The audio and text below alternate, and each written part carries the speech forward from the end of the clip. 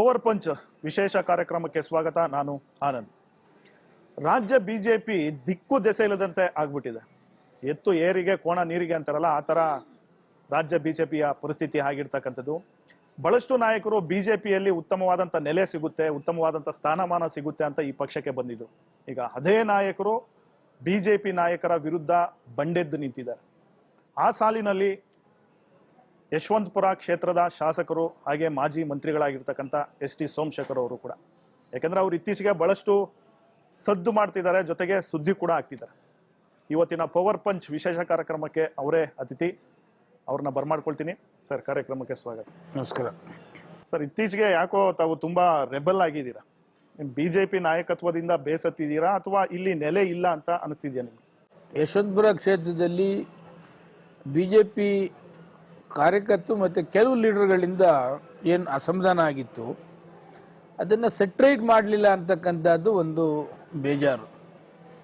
ನನ್ನ ಎಲೆಕ್ಷನ್ನಲ್ಲಿ ಸೋಲಿಸಲೇಬೇಕು ಅಂತಕ್ಕಂಥದ್ದನ್ನು ಷಡ್ಯಂತ್ರವನ್ನು ಮಾಡಿದಂಥವರು, ಆ ಷಡ್ಯಂತ್ರನ ಮಾಡಿದಂಥದ್ದು ಆಡಿಯೋ ವಿಡಿಯೋ ಹೈಕಮಾಂಡ್ಗೆ ಕೊಟ್ಟರೂ ಕೂಡ ಏನೊಂದು ಆ್ಯಕ್ಷನ್ ತೆಗೆದುಕೊಳ್ಳದೆ ನೀವು ಅಡ್ಜಸ್ಟ್ ಮಾಡ್ಕೊಂಡು ಹೋಗಬೇಕು, ನಮ್ಮ ಪಕ್ಷದಲ್ಲಿ ಇದೇ ಥರ ಇರೋದು ಅಂತಂದಂಥ ಸಂದರ್ಭದಲ್ಲಿ ನನಗೆ ಬೇಸರ ಆದದ್ದು ನಿಜ.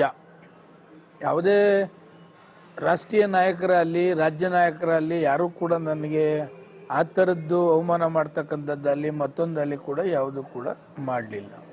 ಅದಾದಮೇಲೆ 2 MLC ಎಲೆಕ್ಷನ್ ಚುನಾವಣೆ ಆದವು. ಆ ಎಲೆಕ್ಷನ್ ಚುನಾವಣೆಯಲ್ಲೂ ಕೂಡ ಅವರು ನಮ್ಮನ್ನೇನು ಮಾಡಲಿಲ್ಲ. ರಾಜ್ಯಸಭಾ ಚುನಾವಣೆ ಸಂದರ್ಭದಲ್ಲಿ ನಾನು JDS ಪರ ಮತ ಹಾಕೋದಿಲ್ಲ, ನೀವು ಅವ್ರ ಪರ ನನಗೆ ವಿಪ್ ಕೊಟ್ಟರೆ ನಾನು ಅದು ವಿರುದ್ಧ ಮಾಡ್ತೀನಿ ಅಂತಕ್ಕಂಥದ್ದನ್ನು ಹೇಳಿದೆ. ಆದರೂ ಕೂಡ JDSಗೆ ಮತ ಹಾಕಬೇಕು ಅಂತಕ್ಕಂಥದ್ದನ್ನು ಕೊಟ್ಟರು. ಅದಕ್ಕೆ ನಾನು ರಾಜ್ಯಸಭಾ ಎಲೆಕ್ಷನ್ನಲ್ಲಿ ಆ JDS ಅದು ಯಾವುದು ವಿಪ್ ಕೊಟ್ಟರು, ಆ ವಿಪ್ನ ಉಲ್ಲಂಘನೆ ಮಾಡ್ತಕ್ಕಂಥದ್ದಕ್ಕೆ ನಾನು ಮಾಡಿದೆ. ಅವತ್ತಿನಾದ್ಗೆ ಯಾವ ಕಾರ್ಯಕ್ರಮಕ್ಕೂ ಕೂಡ ಅವರು ನನ್ನನ್ನು ಕರೀತಕ್ಕಂಥದ್ದಲ್ಲಿ ಮತ್ತೊಂದಲ್ಲಿ ಅನೇಕ ಕಾರ್ಯಕ್ರಮಗಳಾಯಿತು. ಅದ್ಯಾವುದೂ ಕೂಡ ಅವರು ನನ್ನನ್ನು ಇನ್ವೈಟ್ ಮಾಡ್ತಾ ಇರಲಿಲ್ಲ. ಅದಕ್ಕೆ ನಾನು ಈ ರೀತಿ ಪ್ರಾಮಾಣಿಕವಾಗಿ 3 ವರ್ಷ ಮಂತ್ರಿ ಕೆಲಸ ಮಾಡಿ, ಪಕ್ಷದ ಆದೇಶ, ಕೇಂದ್ರ ಸರ್ಕಾರದ ಆದೇಶ, ಪ್ರಧಾನಮಂತ್ರಿಗಳ ಕಾರ್ಯಕ್ರಮ, ಅಮಿತ್ ಶಾ ಕಾರ್ಯಕ್ರಮ, ಇಷ್ಟೆಲ್ಲ ಪಕ್ಷದ ಕಾರ್ಯಕ್ರಮಗಳನ್ನು ಪ್ರಾಮಾಣಿಕವಾಗಿ ಮಾಡಿದಂಥವ್ರ ಮೇಲೆ ಇಷ್ಟು ನೆಗ್ಲೆಕ್ಟ್ ಮಾಡ್ತಾರೆ ಅಂತಕ್ಕಂಥದ್ದು ಮನಸ್ಸಿಗೆ ಬೇಜಾರಾಗಿ ಅವತ್ತಿಂದ ಅವರೆಲ್ಲ ಕಾರ್ಯಕ್ರಮಗಳಿಂದ ನಾನು ದೂರ ಇದ್ದೀನಿ. ನಿಮ್ಮನ್ನ ಸೋಲ್ಸೋದಕ್ಕೆ ಪ್ರಯತ್ನ ಪಟ್ರು ಅನ್ನೋ ಒಂದು ವಿಚಾರವನ್ನ ಪ್ರಸ್ತಾಪ ಮಾಡಿದ್ರು. ಹಾಗಾದ್ರೆ ನೀವೇನ್ ಮಾಡಿದ್ದು? ನೀವು ಕೂಡ ಶೋಭಾ ಕರಂದ್ಲಾಜೆ ಅವರನ್ನ ಸೋಲ್ಸೋದಕ್ಕೆ ಪ್ರಯತ್ನ ಪಟ್ರಿ, ಅವರ ವಿರುದ್ಧ ಕ್ಯಾಂಪೇನ್ ಮಾಡಿದ್ರಿ, ಬಿಜೆಪಿ ಅಭ್ಯರ್ಥಿ ವಿರುದ್ಧ. ನನ್ನ MLA ಎಲೆಕ್ಷನ್ನಲ್ಲಿ ಅವರೆಲ್ಲರೂ ಕೂಡ ನನ್ನನ್ನು ಸೋಲಿಸ್ಬೇಕು ಅಂತ ಶ್ರದ್ಧ ಪ್ರಯತ್ನ ಮಾಡಿದ್ರು. ನಾನು MP ಸೋಲಿಸ್ಬೇಕು ಅಂತಕ್ಕಂಥ ನನ್ನ ಮೈಂಡಲ್ಲಿ ಇರಲಿಲ್ಲ. ಅವ್ರು ಯಾವಾಗ ನನ್ನ ಕ್ಷೇತ್ರಕ್ಕೆ ಬಂದು ನಾನು BJP ಶಾಸಕ ಆದರೂ ನನ್ನನ್ನೇನು ಇನ್ವೈಟ್ ಮಾಡಲಿಲ್ಲ, ಕ್ಯಾಂಪೇನ್ ಕೂಗಲಿಲ್ಲ. ಅವ್ರು ಪ್ರತಿಯೊಂದು ಪಾಂಪ್ಲೆಟಲ್ಲೂ ಕೂಡ ನನ್ನ ಫೋಟೋ ಅಲ್ಲಿ ನನ್ನ ಹೆಸರಲ್ಲಿ ಇಲ್ಲ. ನನ್ನ ಕ್ಷೇತ್ರಕ್ಕೆ ಬಂದು ನನ್ನ ಏನೂ ಇಲ್ಲದೇನೆ ಹೋದ್ಮೇಲೆ ಅವ್ರ ಪರ ಹೆಂಗೆ ಮಾಡಲಿ? ನಾನು ಅವ್ರ ಪರ ಮಾಡ್ತಕ್ಕಂಥದ್ದು ಆಗಲಿಲ್ಲ. ಅವ್ರಿಗೆ ನೆಸೆಸಿಟಿ ನಂದಿಲ್ಲ ಅಂತಂದಾದ್ಮೇಲೆ ಅವ್ರ ಪರ ನಾನು ಹೆಂಗೆ ಮಾಡೋಕ್ಕಾಗ್ತದೆ? ಯಾವತ್ತೂ ನಾನಾಗಿದ್ದ ನಾನೇ ಪಕ್ಷ ವಿರೋಧಿ ಚಟುವಟಿಕೆ ಕೂಡ ನಾನು ಮಾಡಲಿಕ್ಕೆ ಹೋಗೋದಿಲ್ಲ, ಅವ್ರ ವಿರುದ್ಧನೂ ಕೂಡ ನಾನು ಮಾತನಾಡಲಿಕ್ಕೆ ಹೋಗೋದಿಲ್ಲ. ಶೋಭಾ ಕರಂದ್ಲಾಜೆ ಅವರು ನಿಮ್ಮ ಕ್ಷೇತ್ರಕ್ಕೆ ಬಂದು ನಿಮ್ಮ ತಾಕತ್ ಬಗ್ಗೆ ಪ್ರಶ್ನೆ ಮಾಡಿದ್ರು, ಅದು ನಿಮ್ಮ ಕೋಪಕ್ಕೆ ಕಾರಣವಾಯ್ತು. ಅದಕ್ಕಿಂತ ಮುಂಚೆ ಎಡಬಿಡಂಗಿ ಶಾಸಕ ಅಂತ ಅಂದರು, ಅದಕ್ಕೆ ಸುಮ್ಮನಾದೆ. 2ನೇ ಸಾರಿ ಬಂದಂಥ ಸಮಯದಲ್ಲಿ ರಾಜೀನಾಮೆ ಕೊಟ್ಟು ಹೋಗ್ಲಿ ಅವರು BJPಯಿಂದ ಅಂತಕ್ಕಂಥದ್ದನ್ನು ಮಾತಾಡಿದ್ರು. ಆಗಲೂ ಕೂಡ ಸುಮ್ಮನಿದ್ದೆ ನಾನು. 3ನೇ ಸಾರಿ ಬಂದಂಥ ಸಮಯದಲ್ಲಿ ತಾಕತ್ತಿದ್ರೆ ಅವರು ರಾಜೀನಾಮೆ ಕೊಟ್ಟು ಮಾಡಲಿ. ಅದಕ್ಕೆ ನಾನು ಹೇಳಿದೆ, ನನ್ನ ತಾಕತ್ತನ್ನು ನೀವು ಟೆಸ್ಟ್ ಮಾಡೋದಾದರೆ ನನ್ನ ಕ್ಷೇತ್ರಕ್ಕೆ ಬನ್ನಿ, ನೀವು ರಾಜೀನಾಮೆ ಕೊಡಿ, ನಾನು ರಾಜೀನಾಮೆ ಕೊಡ್ತೀನಿ, ಇಬ್ಬರು ಚುನಾವಣೆ ನಿಂತ್ಕೊಳ್ಳ. ಯಾರು ತಾಕತ್ತು ಜನ ತೀರ್ಮಾನ ಮಾಡಲಿ, ನನ್ನ ತಾಕತ್ತ ನಿಮ್ಮ ತಾಕತ್ತ ತೀರ್ಮಾನ ಮಾಡಲಿ ಅಂತೇಳಿ, ನಿಮ್ಮ ಪಾಪದ ಕೊಡ ತುಂಬಿದೆ ಅಂತೇಳಿ ಅವತ್ತು ಹೇಳಿದೆ. ಅವರಾಗಿದ್ದವರು ಕೆದಗ್ದದ್ಗೆ ಇದರ ಅವ್ರ ವಿರುದ್ಧನೂ ನಾನೇನು ಮಾತಾಡ್ತಾ ಇರಲಿಲ್ಲ, ಮಾತಾಡೋ ನೆಸೆಸಿಟಿನೂ ಕೂಡ ನನಗಿಲ್ಲ. 2 ಸಾರಿ ನನ್ನ ವಿರುದ್ಧ ಮಾತಾಡಿದಾಗಲೂ ಕೂಡ ನಾನು ಅವ್ರಿಗೆ ಮಾತನಾಡಕ್ಕೆ ಹೋಗಲಿಲ್ಲ. ಸರ್, ಮತ್ತೊಂದು ಕಡೆ ನೀವು ಹಾಸನದಲ್ಲಿ ಹೋಗಿ ನಿಮ್ಮ ಪಾರ್ಟಿ ವಿರುದ್ಧ ಪ್ರಚಾರ ಮಾಡ್ತೀರಿ, ಚನ್ನಪಟ್ಟಣದಲ್ಲಿ ಮಾಡಿದಿರಿ. ಹೀಗಾಗಿ ನಿಮಗೆ ಪಕ್ಷ ವಿರೋಧಿ ಅನ್ನೋ ಒಂದು ಹಣಪಟ್ಟಿ ಕಟ್ಟಿದ್ದಾರೆ ಈಗ ಬಿಜೆಪಿ. ನಾನು ಹಾಸನದಲ್ಲಿ ಹೋಗ್ಲಿಲ್ಲ, ಹಾಸನ ಚುನಾವಣೆಗೆ ನಾನು ಹೋಗ್ಲಿಲ್ಲ. ನಿಮ್ಮದೇ ಆದ ಕಾರ್ಯತಂತ್ರ. ಚನ್ನಪಟ್ಟಣ ನನ್ನ ಹುಟ್ಟೂರು, ನನ್ನ ನೇಟಿವ್ ಪ್ಲೇಸು ಚನ್ನಪಟ್ಟಣ. ಆಮೇಲೆ BJP ಅಭ್ಯರ್ಥಿ ಏನಿಲ್ಲ ಅಲ್ಲಿ, ಅವರು ಸ್ವಂತ JDS ಪಕ್ಷದ ಅಭ್ಯರ್ಥಿ ಹಾಕಿರೋದು. ಮುಂಚೆನೇ JDSಗೂ ನಮಗೂ ಆಗಿ ಬರೋದಿಲ್ಲ. ನಾನು ಕ್ಷೇತ್ರಕ್ಕೆ ಚನ್ನಪಟ್ಟಣಕ್ಕೆ ಹೋದಂಥ ಸಂದರ್ಭದಲ್ಲಿ ಊರಿನವರೆಲ್ಲ ಕೇಳ್ತಾ ಇರ್ತಾರೆ ಯಾರಿಗೆ ಮಾಡಬೇಕು ಅಂತೇಳಿ. ಹಾಸನದ ಏನು ಅನಾಹುತ ಆಗಿದೆ, ಹೆಣ್ಮಕ್ಳಿಗಿರ್ಬೋದು ಗಂಡು ಮಕ್ಳಿಗಿರ್ಬೋದು, ಅಲ್ಲಿ ಪೊಲಿಟಿಕ್ಸ್ ಏನೆಲ್ಲ ಅನಾಹುತ ಆಗಿ ನೋವು ಅನುಭವಿಸ್ತಿದ್ದಾರೆ, ಆ ನೋವು ನಮ್ಮ ತಾಲೂಕಿನ ಯುವ ಜನತೆಗೆ ಹೆಣ್ಣುಮಕ್ಳಿಗೆ ಆಗಬಾರ್ದು ಅಂತಕ್ಕಂಥ ಒಂದೇ ದೃಷ್ಟಿಯಿಂದ ಯಾವ ಕಾರಣಕ್ಕೂ ಈ JDSಗೆ ಮತ ಹಾಕಬೇಡಿ ಅಂತಕ್ಕಂಥದ್ದನ್ನು ಅಲ್ಲಿ ಹೇಳಿದ್ನೇ ವಿನ BJP ಪಕ್ಷದ ವಿರುದ್ಧ ಮತ ಹಾಕಬೇಡಿ ಅಂತ ನಾನೇನು ಹೇಳಕ್ಕೆ ಹೋಗಲಿಲ್ಲ. ಆ್ಯಕ್ಚುಲಿ ಎಲ್ಲ BJPಯ ಮುಖಂಡರುಗಳು ಯೋಗೇಶನ್ ಪರವಾಗಿ ಇಂಡೈರೆಕ್ಟಾಗಿ ಕ್ಯಾನ್ವಾಸ್ ಮಾಡ್ತಾ ಇದ್ರು, ಎಲ್ಲ ಅನುಕೂಲ ಮಾಡಿಕೊಟ್ರು. ನನ್ನ ಎದುರುಗಡೆ ಯೋಗೇಶ್ವರಿಗೆ ಫೋನ್ ಮಾಡಿ ನೀ ಗೆದ್ಬಾ ಮಾರಾಯ ಅಂತಕ್ಕಂಥದ್ದನ್ನು ಹೇಳಿದ್ದು ನಿದರ್ಶನ ಕೂಡ ಇದೆ. ಅವರೆಲ್ಲ ಇಂಡೈರೆಕ್ಟಾಗಿ ಮಾಡ್ತಾರೆ, ನಾನೇನಿಲ್ಲ ಡೈರೆಕ್ಟಾಗಿ ಯೋಗೇಶನ್ ಮಾಡ್ತಾ ಇದ್ದೆ. ಯೋಗೇಶನ್ಗೆ ಅನ್ಯಾಯ ಆಯಿತು BJPಲಿ, MP ಎಲೆಕ್ಷನಲ್ಲಿ ಬರೋಕೆ ಅವ್ನು ಯೂಸ್ ಮಾಡಿಕೊಂಡ್ರು. ಈಗ ಅವನೇ MLA ಎಲೆಕ್ಷನ್ನಿಂದ ಬಂದಾಗ ಅವ್ರನ್ನ ಅವಾಯ್ಡ್ ಮಾಡಿ ಮಗನ ಕೊಡ್ತಾರೆ. ಇದನ್ನು ನಾನು ನನ್ನ ನೇಟಿವ್ ಪ್ಲೇಸ್ ಆಗಿ ಯಾವತ್ತು ನೇಟಿವ್ ಪ್ಲೇಸ್ ಆದ್ರೂ ಯಾವತ್ತೂ ಕೂಡ ಇಂಥದ್ದು ಮತ ಹಾಕಿ ಅಂತ ಕೂಡ ನಾನು ಯಾವತ್ತೂ ಕೇಳಲಿಲ್ಲ. ಇದೇ ಫಸ್ಟ್ ಟೈಮು JDS ವಿರುದ್ಧವಾಗಿ ಅಲ್ಲಿ ಮತ ಕೇಳ್ತಕ್ಕಂಥದ್ದು ಪರಿಸ್ಥಿತಿ ಬಂತು. ನಿಮ್ಮ ವಿರುದ್ಧ ಡಿಸಿಪ್ಲಿನ್ ಆಕ್ಷನ್ ಆಗಬೇಕು ಅಂತ ಕೋರ್ ಕಮಿಟಿಯಲ್ಲಿ ತೀರ್ಮಾನ ಆಗಿದೆ. ವಿಜಯೇಂದ್ರ ಅವರು ಕೂಡ ಶಿಸ್ತಿನ ಬಗ್ಗೆ ಮಾತನಾಡಿದ್ದಾರೆ, ಜೊತೆಗೆ ಹೈಕಮಾಂಡ್ಗೂ ಕೂಡ ರೆಫರ್ ಮಾಡಿದ್ದಾರೆ. ಏನಾದರೂ ನೋಟಿಸ್ ಏನಾದರೂ ಬಂದಿದೆಯಾ ಸರ್? ನೋಟಿಸ್ ಏನು ಕೊಡಲಿಲ್ಲ, ಸ್ವಾಗತ ಮಾಡಿದ್ದೀನಿ, ಟಿವಿಗಳಲ್ಲಿ ನೋಡಿದೆ, ನೋಟಿಸ್ ಏನು ಬಂದಿಲ್ಲ ನನಗೆ. ವಿಜೇಂದ್ರ ಮಾತಾಡೋದು ಎಲ್ಲನೂ ಕೂಡ ಸೂಕ್ಷ್ಮವಾಗಿ ಗಮನಿಸಿದೆ, ರಿಯಾಕ್ಷನ್ನು ಮಾಡಿದ್ದೀನಿ. ಗುಬ್ಬಿ ಮೇಲೆ ಬ್ರಹ್ಮಾಸ್ತ್ರ ಬಿಡೋಕ್ಕೆ ಹೊರಟಿದ್ದಾರೆ ಅಂತೇಳಿ ಅಂದಾಕ್ಷಣಕ್ಕೆ ನಾನು ಸರೆಂಡರ್ ಅಂತದಲ್ಲಿ ಇದಲ್ಲ, ನಾನು ಗುಬ್ಬಿ ಅಂತಕ್ಕಂಥದ್ದಲ್ಲ. ರಾಜ್ಯ ಮಟ್ಟದಲ್ಲಿ ಏನೆಲ್ಲ ಪಕ್ಷಕ್ಕೆ ಡ್ಯಾಮೇಜ್ ಮಾಡ್ತಾ ಇರ್ತಕ್ಕಂಥದ್ದು ಘಟಾನುಘಟಿಗಳು ಕರ್ನಾಟಕದ ಜನತೆ ನೋಡ್ತಾ ಇದ್ದಾರೆ. ವಿರೋಧ ಪಕ್ಷದ ನಾಯಕನಿಗೆ ಏಡ್ಸ್ ಇಂಜೆಕ್ಷನ್ ಕೊಟ್ಟು ಅವನ್ನ ಫಿನಿಶ್ ಮಾಡಬೇಕು ಅಂತಕ್ಕಂಥದ್ದನ್ನ ಒಬ್ಬ ಲೇಡಿ ಮಾಧ್ಯಮದ ಮುಖಾಂತರ ಹೇಳ್ತಕ್ಕಂಥದ್ದು ಹೇಳಿದ್ದಾರೆ. ಹೆಣ್ಣು ಮಕ್ಕಳನ್ನ ಮಂಚಕ್ಕೆ ಕಳಿಸಿ ಅಂತಕ್ಕಂಥದ್ದನ್ನ ಬಹಿರಂಗವಾಗಿ ಹೇಳ್ತಕ್ಕಂಥದ್ದನ್ನ FSL ರಿಪೋರ್ಟ್ ನಂದಲ್ಲ ಅಂತಂದ್ರು. FSL ರಿಪೋರ್ಟ್ ಪರ್ಮನೆಂಟ್ ಆಗಿ ಅವನದೇ ಅಂತ ಬಂದಿದೆ. ಮಾಜಿ ಮುಖ್ಯಮಂತ್ರಿಗಳಿಗೆ ಲೈಂಗಿಕ ಕಿರುಕುಳ ಮಾಡಿ ರೆಕಾರ್ಡ್ ಮಾಡಿದ್ದಾರೆ ಅಂತಕ್ಕಂಥದ್ದು ಅಮ್ಮ ಲೇಡಿ ಹೇಳ್ತಿದ್ದಾಳೆ. ಅದು ಯಾವ್ದ ಭಾರತೀಯ ಜನತಾ ಪಕ್ಷದ ಶಾಸಕರು ಇವತ್ತು ಎಂಟೈರ್ ವಿಜೇಂದ್ರನ ಮೇಲೆ ಇರ್ಬೋದು, ಯಡಿಯೂರಪ್ಪನವ್ರ ಮೇಲೆ ಇರ್ಬೋದು, ಥ್ರೂಟ್ ರಾಜ್ಯ ಸುತ್ತಾಡಿಕೊಂಡು ಅವ್ರ ಮೇಲೆ ಇಲ್ಲೇ ಸಲ್ಲದೆಲ್ಲ ಅವಮಾನ ಮಾಡ್ಕೊಂಡು ಹೋಗ್ತಿದ್ದಾರೆ ಎಲ್ಲ ಲೀಡರ್ಗಳು.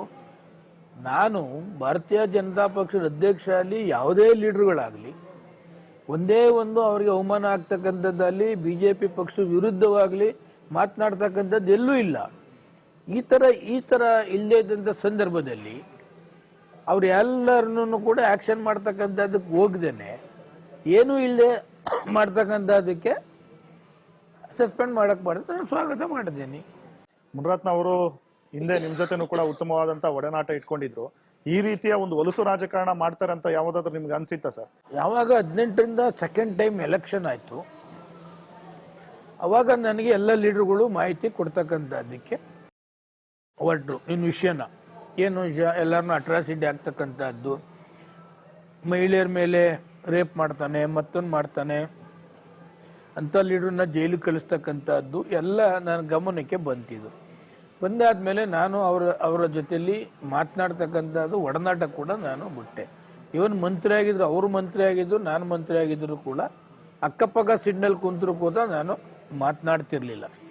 ಅಂಥವ್ರಿಗೇನೆ ಇವರು ಏನು ಆ್ಯಕ್ಷನ್ ತೆಗೆದುಕೊಳ್ಳೋದಿಲ್ಲ ಅಂತಂದರೆ ಅವತ್ತು ವೇಲು ನಾಯಕರು ಏನಾದರೂ ಸ್ವಲ್ಪ ವ್ಯತ್ಯಾಸ ಮಾಡದೇ ಹೋಗಿದ್ರೆ 100% ಸುತ್ತಿರೋದು ಸರ್ ಅಂತಿದೆ. ಇದೇ ವರ್ಡನ್ನ ವಿರೋಧ ಪಕ್ಷ ನಾಯಕರಿಗೂ ಹೇಳಿದ್ದೀನಿ, ಏನು ನೀವೇನು ತಪ್ಪು ಮಾಡಿದ್ದೀರಿ, ನೀವು ಯಾವ 20.7 ಅವ್ರ ಪರವಾಗಿ ಕೆಲಸ ಮಾಡಿದವರು. ಯಾವತ್ತೂ ಅಶೋಕ್ ರವರು ನೆಗೆಟಿವೇ ಇಲ್ಲ ಪಾಪ. ಅವನಿಗೆ ಸೀಟ್ ಕೊಡದೇ ಇದ್ದಾಗಲೂ ಡೇ ನೈಟ್ ವರ್ಕ್ ಮಾಡಿ ಸೀಟ್ ಕೊಡಿಸಿದ್ದು ಅಶೋಕ್ ರವರು, ಮಂತ್ರಿ ಮಾಡಿಸಿದ್ದು ಯಡಿಯೂರಪ್ಪನವರು. ಇಷ್ಟೆಲ್ಲ ಇದ್ದಾಗ ಅವ್ರನ್ನ ಟಾರ್ಗೆಟ್ ಮಾಡಿದಂಥವ್ರಿಗೂ ಅವ್ರ ವಿರುದ್ಧ ಮಾತಾಡ್ತಾರೆ ಅಂತಂದ್ರೆ ಏನ್ ಮಾಡೋದು? ಇವತ್ತು ನಿಮ್ಮ ದೇಹ ಬಿಜೆಪಿಯಲ್ಲಿದೆ, ಮನ್ಸೆಲ್ಲ ಕಾಂಗ್ರೆಸ್ ನಲ್ಲಿ ಇರ್ತಕ್ಕಂಥದ್ದು.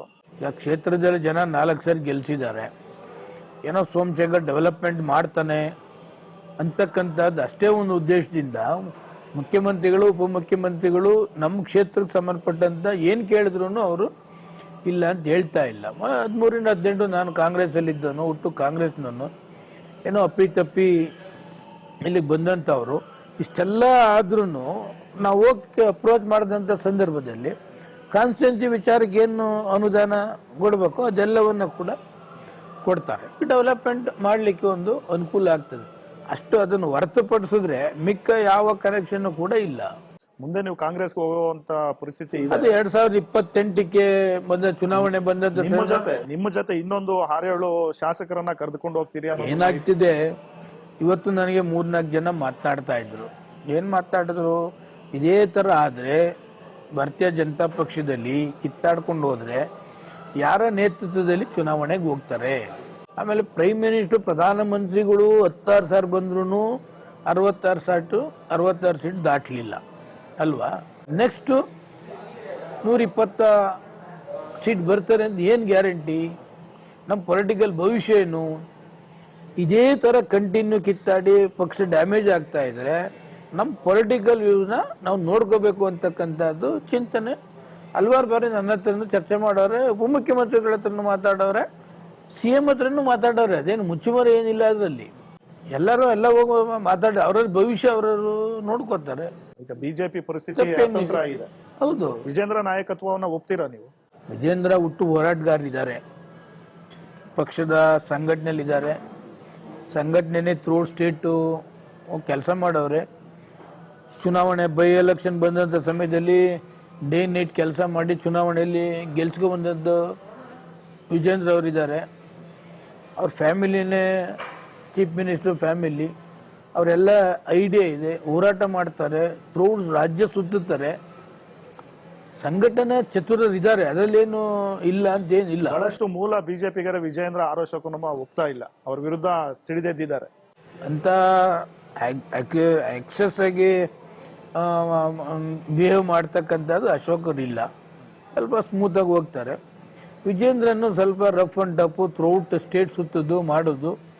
ಅಪ್ಪ ಆಯಿತು, ಈಗ ಮಗ, ಅವ್ರ ಕೈ ಕೆಳಗಡೆ ನಾವೇನು ಮಾಡಬೇಕು ಅಂತಕ್ಕಂಥದ್ದು ಕೆಲವ್ರದ್ದು ಇರ್ಬೋದು. ಬಟ್ ಆ ಥರ ನನಗೆ ಅವ್ರ ಮೇಲೆ ಯಾವುದೇ ವಿಧವಾದ ಅಸಮಾಧಾನ ವಿಜೇಂದ್ರ ಮೇಲೆ ಅಲ್ಲಿ ಅಶೋಕ್ ಮೇಲೆ ಅಲ್ಲಿ ಯಾವ BJP ಲೀಡರ್ಗಳ ಮೇಲೂ ಕೂಡ ನಾನು ಅಸಮಾಧಾನ ಏನಿಲ್ಲ. ಅವರು ನನ್ನ ವಿರುದ್ಧ BJPಲಿ ಇದ್ದಷ್ಟು ದಿವಸನೂ ಕೂಡ ಯಾವತ್ತೂ ಕೂಡ ನನಗೆ ತೊಂದರೆ ಕೊಟ್ಟದ್ದು, ಅಸಮಾಧಾನ ನೋಡ್ಕೊಂಡದ್ದಲ್ಲಿ ಯಾವತ್ತೂ ಕೂಡ ಇಲ್ಲ. 136 ಸ್ಥಾನ ಗೆದ್ದು ಸುಭದ್ರವಾಗಿ ಸರ್ಕಾರ ಇದೆ. ಆದ್ರೆ ಕುಮಾರಸ್ವಾಮಿ ಅವರು ಈ ಸರ್ಕಾರವನ್ನ ಬೀಳಿಸ್ತಕ್ಕಂಥ ಮಾತುಗಳನ್ನ ಹೇಳಿದ್ದಾರೆ. ಜೊತೆಗೆ ದೇವೇಗೌಡರು ಕೂಡ ಈ ಸರ್ಕಾರನ ಕಿತ್ತೊಗಿಬೇಕು ಅನ್ನೋ ಒಂದು ವಿಚಾರನೂ ಕೂಡ ಪ್ರಸ್ತಾಪ ಮಾಡಿದ್ದಾರೆ. ಹಾಗಾಗಿ ಈ ಸರ್ಕಾರ ಇನ್ನೂ ಬಾಕಿ ವರ್ಷವೂ ಕೂಡ ಮುಂದುವರಿಯುತ್ತೆ. 100% ಇರ್ತದೆ. ಎಲ್ಲ ಇತ್ತೀಚೆಗೆ ನಾನೇ ಹಲವಾರು ಬಾರಿ ಸರಿ ಹೇಳಿದ್ದೀನಿ, BJP ಕರ್ಕೊಂಡು ಬರುವಾಗ ಜಾಮೂನ್ ಕೊಡ್ತಾರೆ, ಅಧಿಕಾರ ಅನುಭವಿಸಾದ್ಮೇಲೆ ವಿಷ ಕೊಡ್ತಾರೆ. ಯಾವತ್ತು ಯಾರು BJPಗೆ ಬಂದರೂ ಬಹುತೇಕ ಜನರಿಗೆ ಅಧಿಕಾರ ಕೊಡಲೇ ಇಲ್ಲ.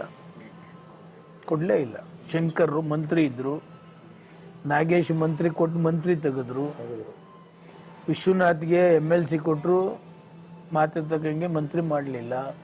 MTB ನಾಗರಾಜು ಸೋತರು, MLC ಮಾಡಿದ್ರು, ಅವ್ರು ಕೇಳ್ದಂದ್ರೆ ಪೋರ್ಟ್ಫೋಲಿಯೋ ಕೊಡಲಿಲ್ಲ.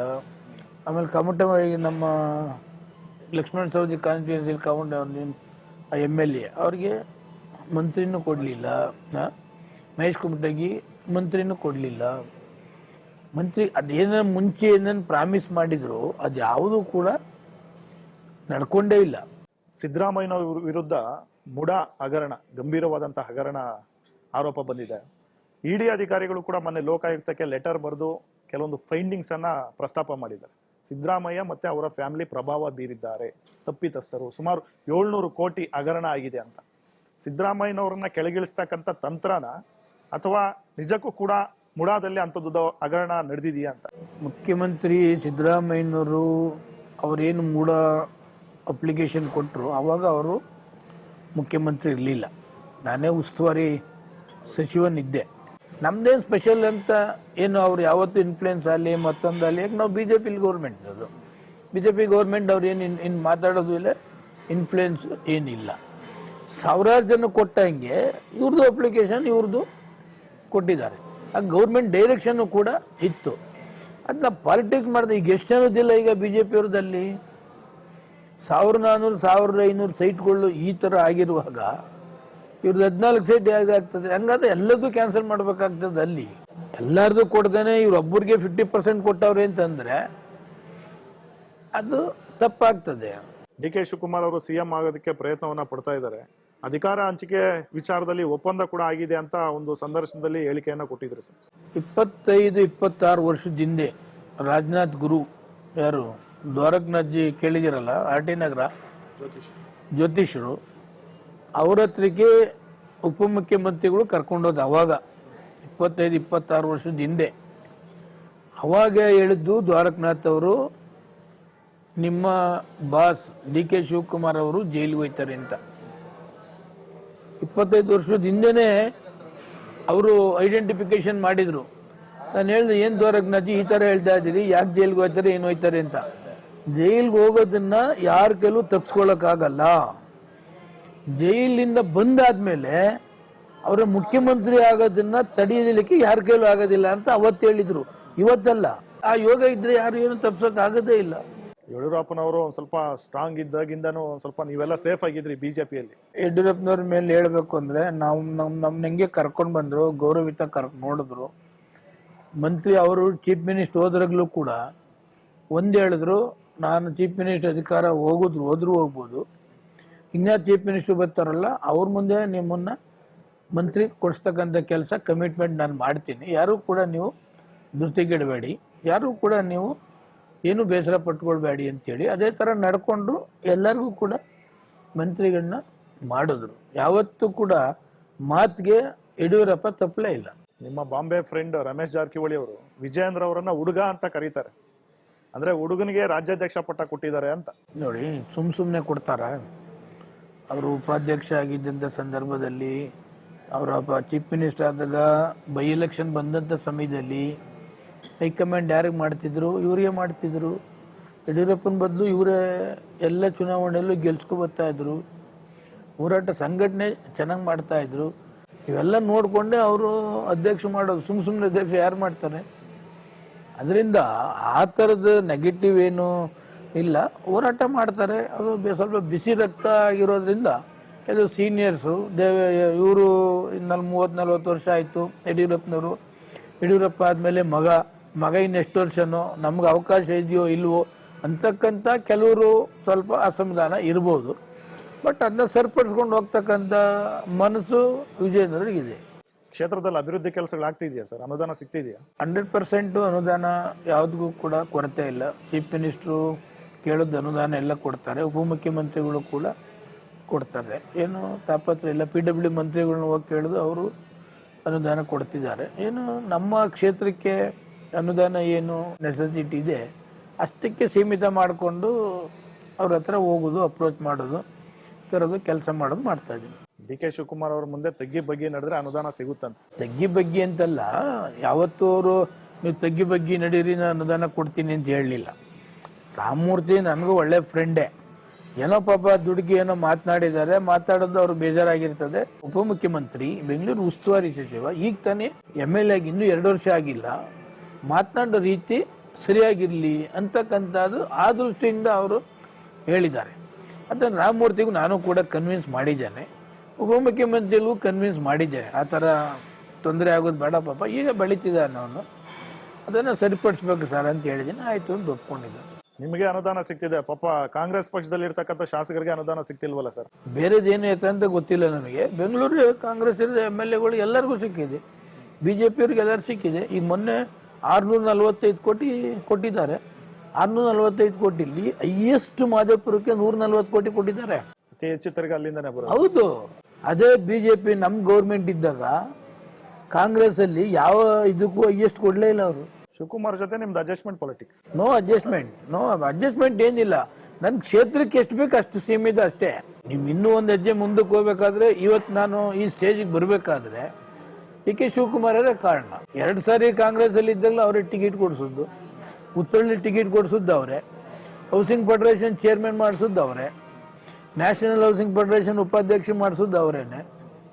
ಪೊಲಿಟಿಕಲಲ್ಲಿ ಸ್ಟೆಪ್ ಬೈ ಸ್ಟೆಪ್ ಎಲ್ಲ ಥರದ್ದು ನನಗೆ ಸಹಾಯ ಮಾಡಿದ್ದು ಅವರೇನೆ. ಅದರಿಂದ ಅಡ್ಜಸ್ಟ್ಮೆಂಟ್ ಏನಿಲ್ಲ.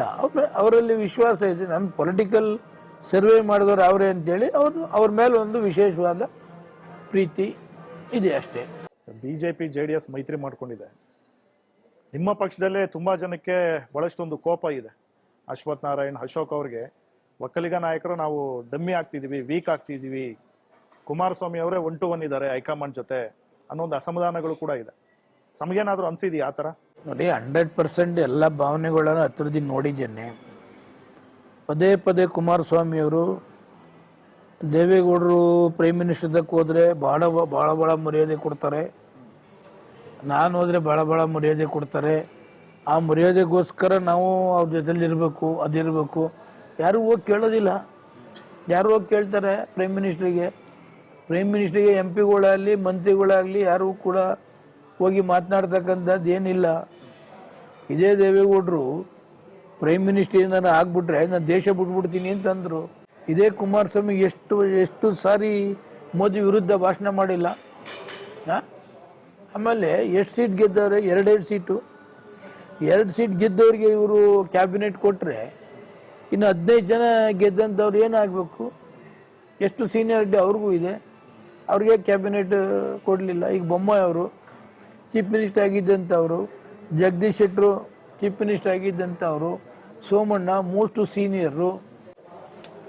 ಹೇಳುದು ಇದೆಲ್ಲನೂ ಬಿಟ್ಟು ಇವ್ರು ಕೇವಲ 2 ಸೀಟ್ ನನಗೆ ಕ್ಯಾಬಿನೆಟ್ ಕೊಟ್ಬಿಟ್ಟು ಮಾತಾಡ್ತಾರೆ.